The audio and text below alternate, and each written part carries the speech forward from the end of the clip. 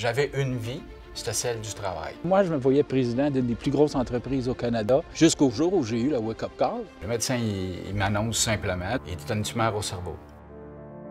Vous allez découvrir deux personnes différentes mais très inspirantes, qui ont trouvé le bonheur mais qui veulent le partager aussi, grâce à un cœur immense sur quatre pattes qui s'appelle Costa. Ce que vous avez vécu et l'arrivée de Costa dans votre vie. C'est drôle parce que moi et Elena, on a deux histoires complètement différentes. Mais vous êtes complètement Mais on est complètement Mais vous êtes, mais c'est vrai! J'étais vraiment un workaholic dans le milieu des affaires. J'avais commencé à avoir certains problèmes de santé. Le médecin, il m'annonce simplement « J'ai une mauvaise puis une bonne nouvelle pour toi ». En fait, je dis la mauvaise. C'est quoi? Il dit « T'as une tumeur au cerveau. Mort. » Alors moi, je lui ai dit « C'est quoi la bonne? T'as aucune décision à prendre. Oh. Tu as 3 mois à vivre maximum. Imaginez-vous. Et je suis même pas sûr que demain matin, tu vas te réveiller. » Alors, c'était un premier début d'éveil, de donner un sens plus à la vie que juste le travail. Moi, avant Costa, je vivais dans mon petit monde rose avec ma mère et mes lunettes roses. J'étais totalement fusionnée avec elle. C'était ma famille. C'est avec elle que je partageais tout. Quand je l'ai perdue, j'ai vraiment touché le fond. Lorsqu'on décide de dire « mais qu'est-ce qui ne va pas? Qu'est-ce qui fait mal ?»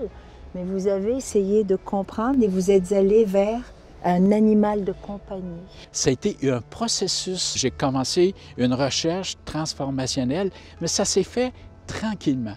J'ai fait des voyages à travers le monde, au Bhoutan, Compostelle, j'ai fait le Tiger Nest. Tous ces voyages-là ont été une transformation. Jusqu'au jour, quand on a eu Costa, là, je me suis rendu compte que Costa était peut-être le plus grand maître spirituel que je ne pouvais pas avoir. Parce que lui, la plus grande chose qu'il nous apportait, c'était justement le moment présent. Cette présence-là nous a permis de nous reconnecter. Lui, on va le partager. Wow. Ce qu'il a fait pour moi, on va le donner aux autres. Alors, on est allé à la recherche d'une thérapeute. Et depuis ça, là, depuis qu'il y a 6 mois, il y a 4 ans aujourd'hui, il travaille 2 fois par semaine, bénévole pour une thérapeute. Et son travail, c'est d'apporter des sourires et du bonheur. Dans tout ce que vous venez de décrire, oui. Vous vous êtes retrouvés. Il y a Oui. un équilibre qui s'est installé. Pour apporter du bien-être aux gens, apporter de la chaleur, soulager cette détresse humaine-là qu'on vit dans les entreprises ou que ce soit à la maison, dans les vies de couple, j'aimerais beaucoup faire grandir cette dimension-là. Ben, c'est bon pour les enfants, c'est bon pour les familles, c'est bon pour l'être humain. Et c'est bon pour C'est bon pour les couples. Elena a toujours parlé d'un héritage et c'est pour ça que le projet a débuté tranquillement avec la zoothérapie et de plus en plus avec les bienfaits puis tout ce qu'on a vu.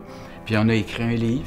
Mais tu sais, Normand, tu ferais, je crois, beaucoup de bien, toi, Elena et Costa, de parler aux gens, de faire des conférences, surtout dans notre monde à la vitesse grand V. On parle de la communication animalière.